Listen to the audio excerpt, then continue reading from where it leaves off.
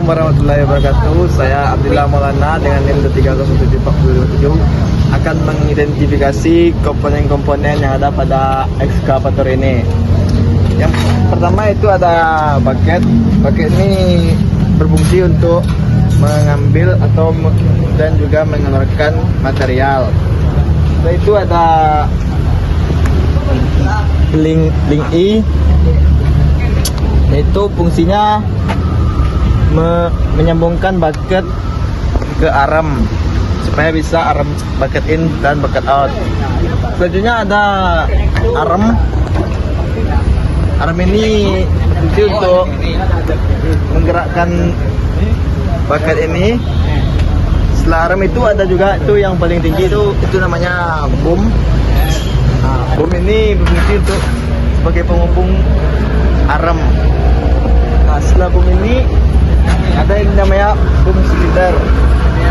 Nah, boom cylinder ini berfungsi untuk menggerakkan boom untuk naik turun. Yang pertama itu ada drag-link. Drag-link ini berfungsi untuk meneruskan putaran dari sprocket.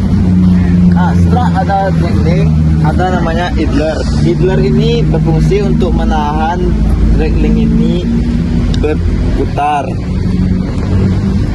Itu ada drag roller, itu meneruskan putaran atau beban dari drag-link. Kemudian ada drag frame, itu menahan beban dari drag shoe. Lanjut. Setelah itu kemudian ada sprocket.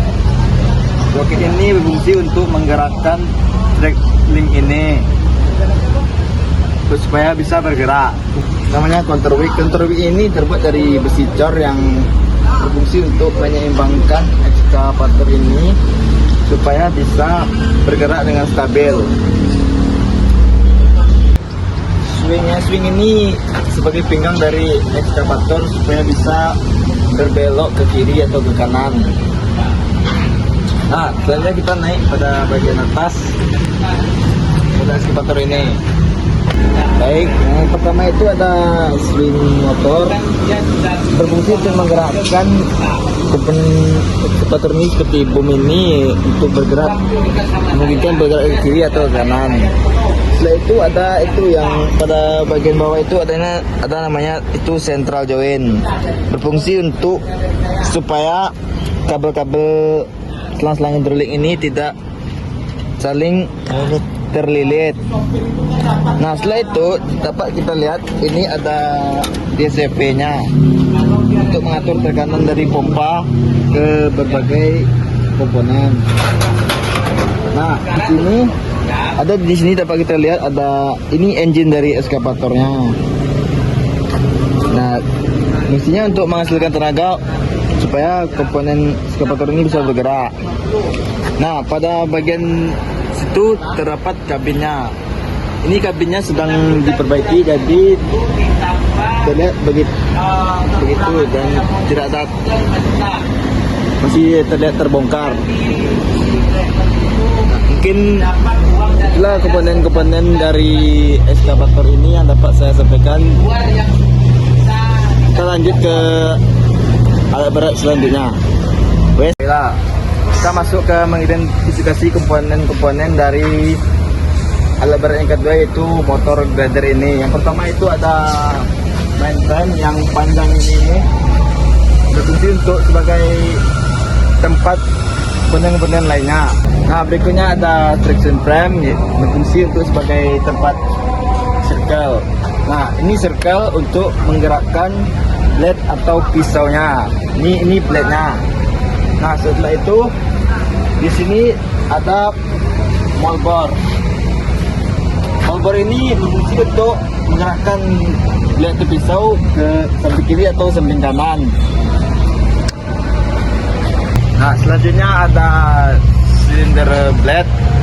Ini yang kanan, dan itu juga ada silinder blade yang kiri, berfungsi untuk menaikkan dan menurunkan blade. Berikutnya ada drawbar. berfungsi untuk memiringkan blade ini.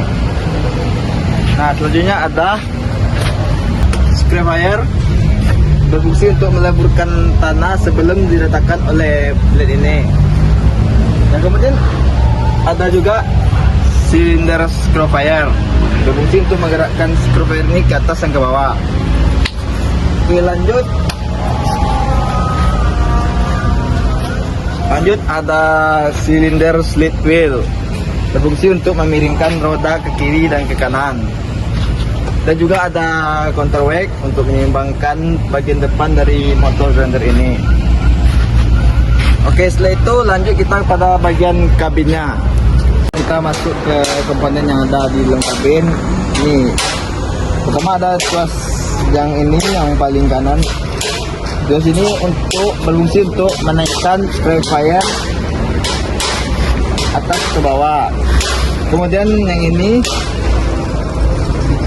bergerak sebelah kiri ke atas atau ke bawah. Untuk yang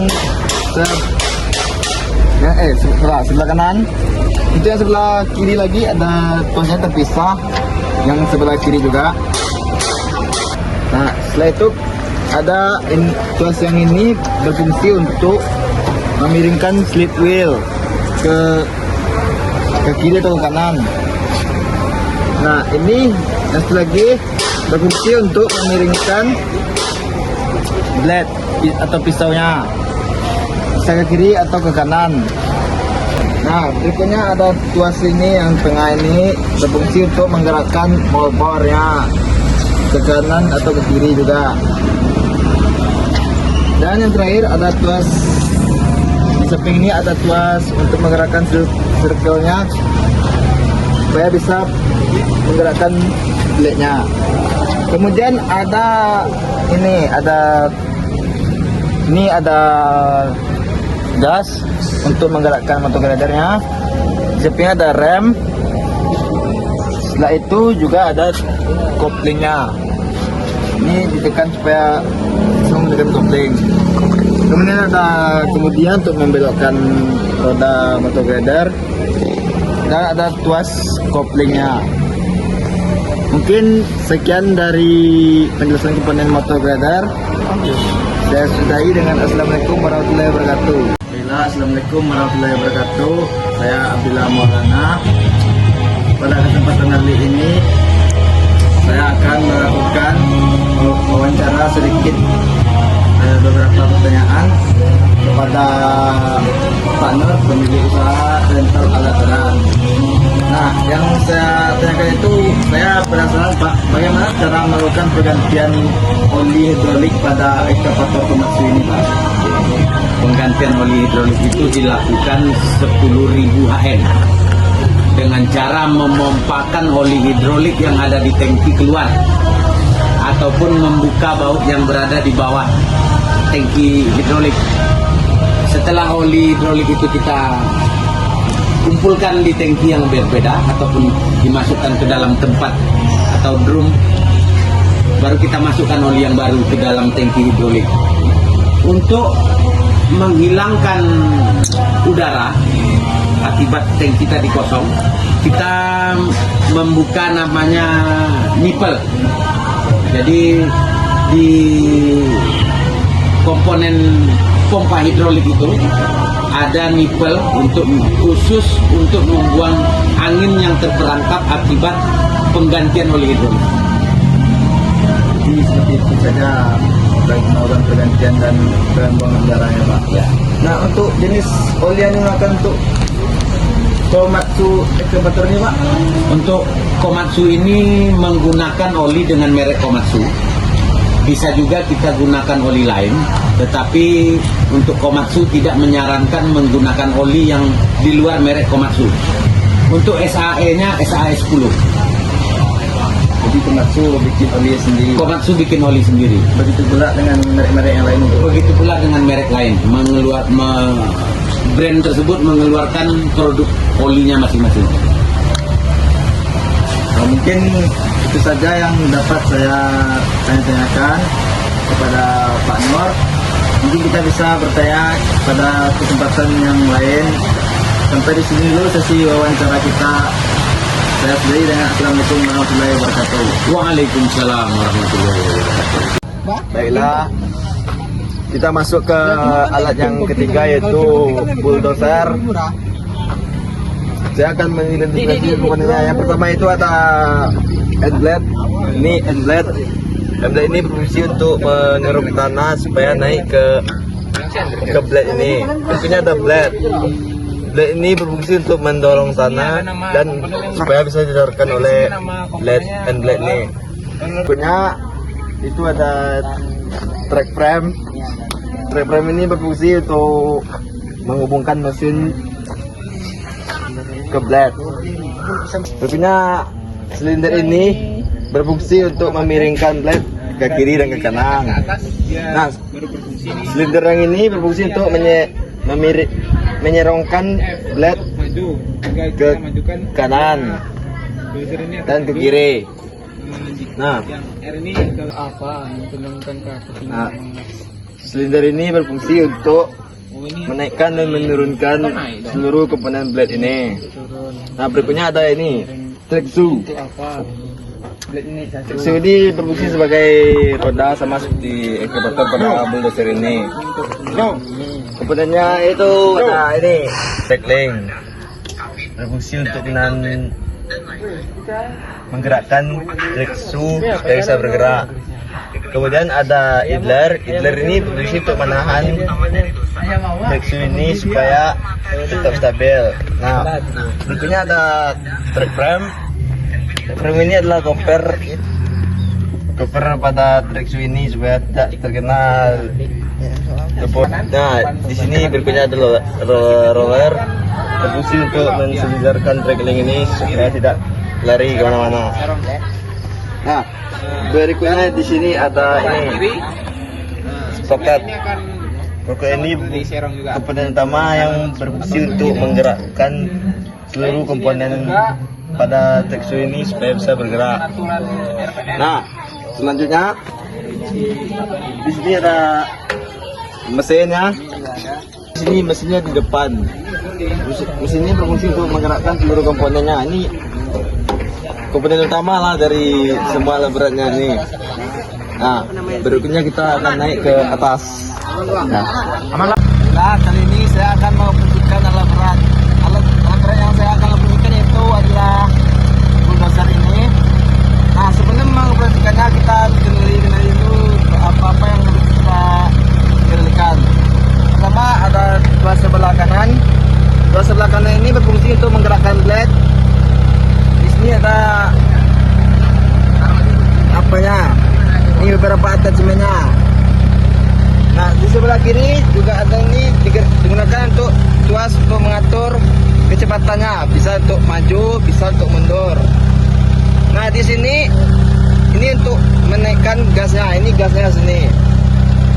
Nah, pada bagian bawah ada dua tuas, ini kopling, ini rem.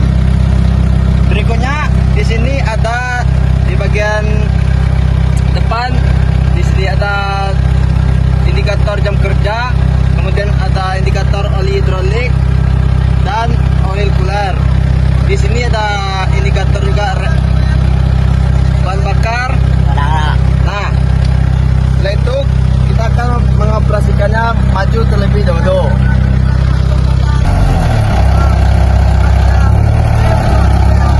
Ajarin. Ajarin. Oke. Ini bawa mobil.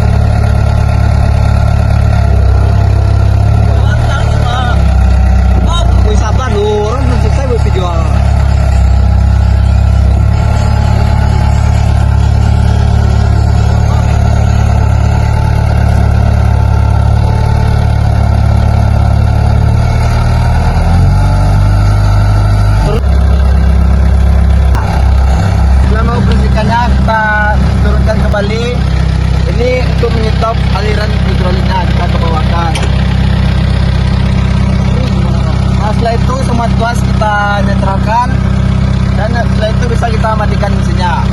Mungkin sekian untuk pengapresiaan alat berat ini. Sekian dari saya. Kalau ada kurangnya mohon maaf. Saya sedang belajar. Saya tutupi dengan assalamualaikum warahmatullahi wabarakatuh.